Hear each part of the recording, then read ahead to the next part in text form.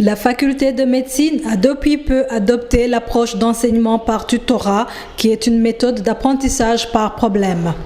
Le docteur Jean-Claude Mbonichoura, coordinateur de l'Axe 3, nous éclaire sur la genèse et les principes du tutorat. L'approche qui a été initiée par la faculté de médecine de l'Université du Burundi, en collaboration avec l'Université de Maastricht et l'appui financier de SINOP via Niche Burundi 240. Le tutorat, c'est un des formats qui sont utilisés dans l'approche d'apprentissage par problème. C'est une méthode pédagogique qui fait que l'étudiant se retrouve au centre de son apprentissage avec une bonne partie des objectifs piqués dans différents cours, et on essaie de les mettre dans une situation qui va faire en sorte que l'étudiant lui-même essaie de dresser les objectifs d'apprentissage compte tenu du cas réel de la vie courante qui lui a été présenté. À ce rythme, l'étudiant finira avec un bagage qui est bien orienté, axe par axe, parce qu'en fait, l'axe commence dès la première année et va jusqu'à la fin de la formation de médecine. L'approche d'apprentissage par tutorat comporte plusieurs avantages pour les étudiants futurs médecins. Cette approche nous semble jusque maintenant une meilleure approche parce que l'étudiant prend son temps pour chercher lui-même et de venir partager à ses collègues le résultat de sa recherche au cours de la restitution. Les étudiants sont à l'aise, spontanés à présenter les résultats de recherche à ses amis. Et l'approche semble aussi meilleure parce que dans le temps, on apprenait l'anatomie à part, la physiologie à part, etc., tous les cours séparés. Mais avec l'intégration, c'est une façon de préparer l'étudiant à aborder les situations, problèmes réels, parce qu'un malade ne viendra jamais avec un problème d'anatomie, avec un problème de physiologie, avec un problème de cytologie ou d'histologie de façon isolée. Il viendra vous présenter une situation qui lui est arrivée. Et ça revient en fait au médecin ou à l'étudiant qui deviendra médecin de décortiquer la situation qui t'a donné en fait lui-même la conclusion par rapport au problème du malade. Ce qu'il faut noter aussi avec l'approche, c'est que les étudiants vont commencer à se familiariser avec la gestion des problèmes dans les structures de santé à bas âge, à partir de la deuxième année, via ce qu'on appelle COPS.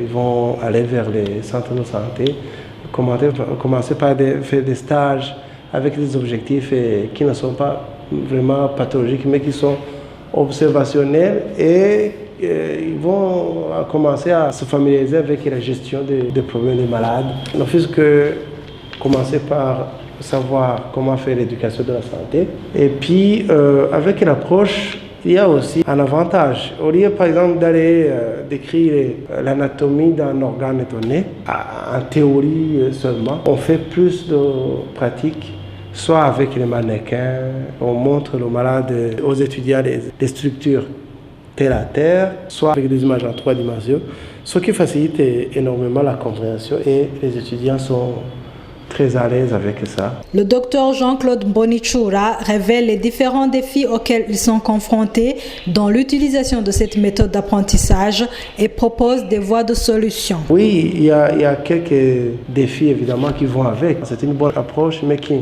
ne manque pas de problèmes évidemment. Entre autres problèmes, ça demande beaucoup d'enseignants. Mais on ne va pas dire que c'est un problème comme tel, il suffit qu'il y ait des moyens qui vont avec, trouver des enseignants suffisants en quantité et en qualité. Et puis il y a aussi l'histoire de salles de cours, parce que si en première année on est obligé de faire 6 groupes ou 7 groupes, 8 groupes, en deuxième année même chose, on imagine que de la première année à la 6e ou à la 7e année, on aura besoin de 6 ou de 8 fois autant de classes. Et que chaque groupe a besoin de son tuteur, il y aura autant d'enseignants aussi. Donc, pas pour dire que c'est vraiment un problème majeur, mais Je pense que c'est le moment d'y penser déjà pour prévenir le risque de manque d'enseignants, le risque de manque de cours. Ce qui est bien quand même, c'est qu'à partir de la 4e année, les groupes, tous les axes vont parler particulièrement de la pathologie. Quand on parle de la pathologie, les salles peuvent ne pas être un problème comme tel parce que les étudiants vont se retrouver dans les chambres de malades, dans les salles de staff, etc. L'apprentissage par tutorat implique l'entière participation de l'étudiant dans sa formation. En voici les différentes étapes. Un tutorat est normalement conduit à la manière où le groupe d'étudiants se choisissent un responsable, en tant qu'équipa et un secrétaire du groupe. Et après ça, ils ont normalement, en cas de problème, une situation à lire ensemble, ou bien le secrétaire au tableau il note tout l'exercice, ou bien tout le monde note tout l'exercice avec leur collègue qui est en train de dicter, de lire. Et après cette étape, le responsable du groupe essaie de conduire les discussions dans le groupe en faisant de sorte que tout le monde participe. Il insiste sur les différents mots difficiles que le groupe va essayer de définir progressivement au fil du temps. Même s'il y a des difficultés de trouver la solution, ça fait partie du devoir à domicile. Ils vont chercher ça. Et après avoir épuisé tous les mots difficiles dans le texte, ils se mettent à réfléchir par rapport aux questions d'apprentissage. Quelles sont les questions importantes qui vont les aider à déduire de ce texte les objectifs d'apprentissage. Et après ce scénario, ils essaient de dresser toute une liste d'objectifs d'apprentissage.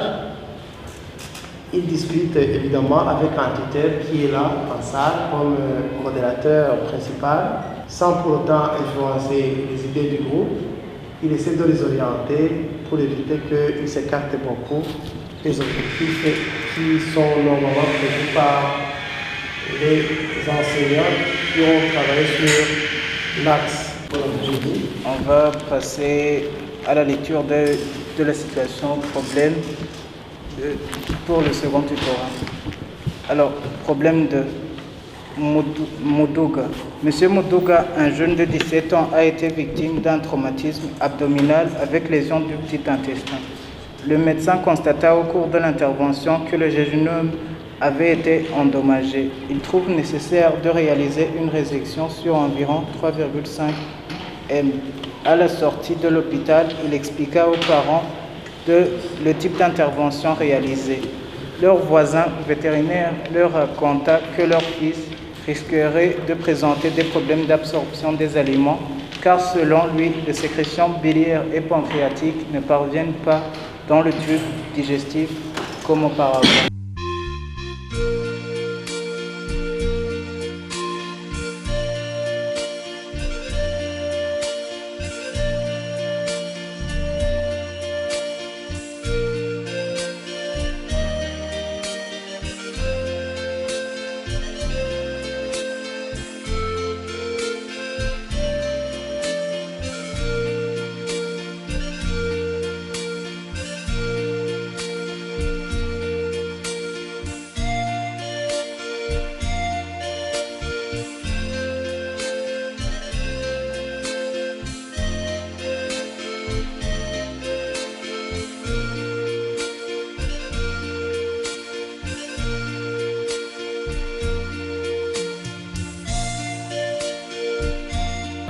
Donc nous allons faire le post-tutorat.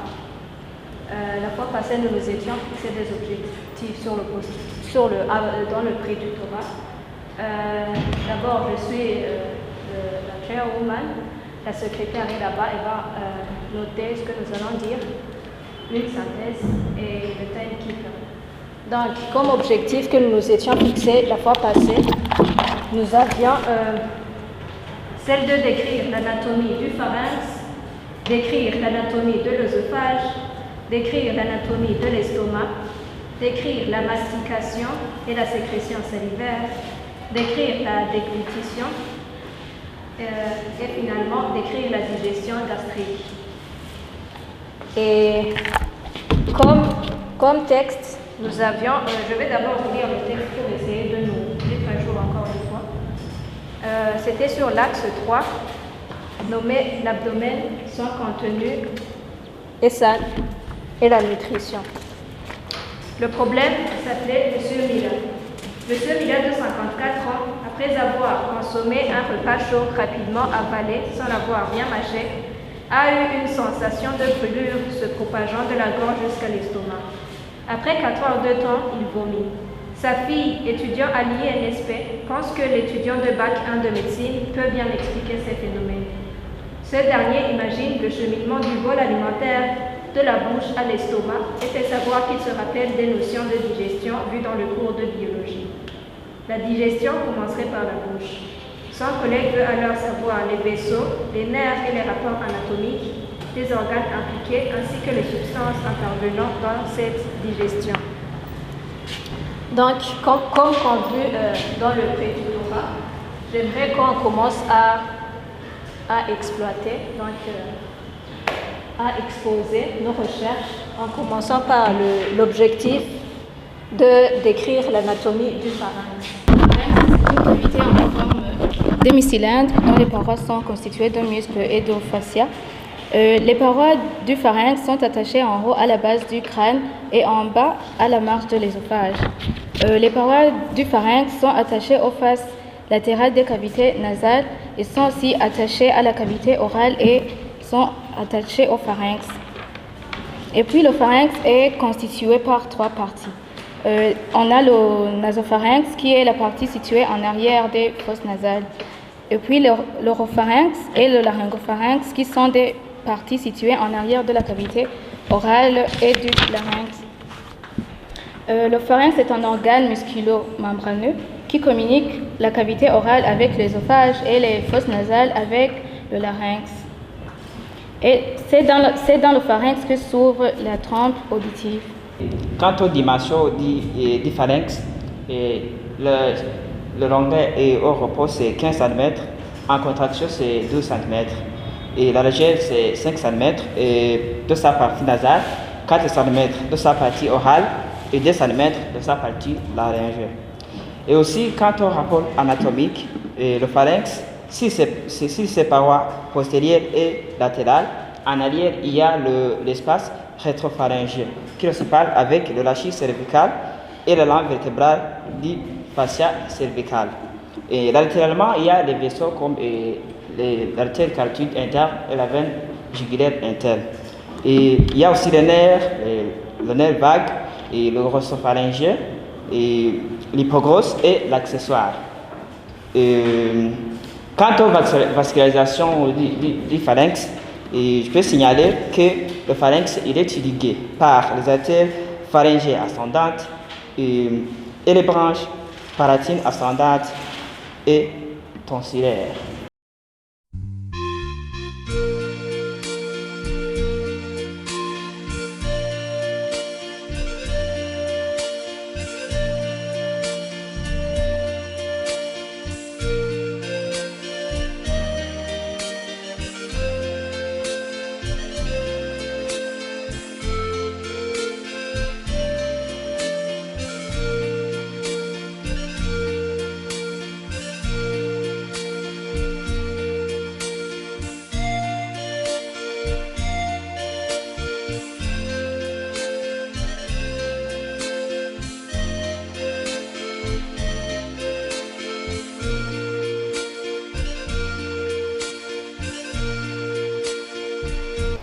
Le constat est que le cas problème est traité de manière presque identique par l'enseignant qui a préparé l'axe et par les différents groupes d'étudiants, que ce soit pour l'inventaire des mots difficiles, les questions d'apprentissage et la fixation des objectifs d'apprentissage.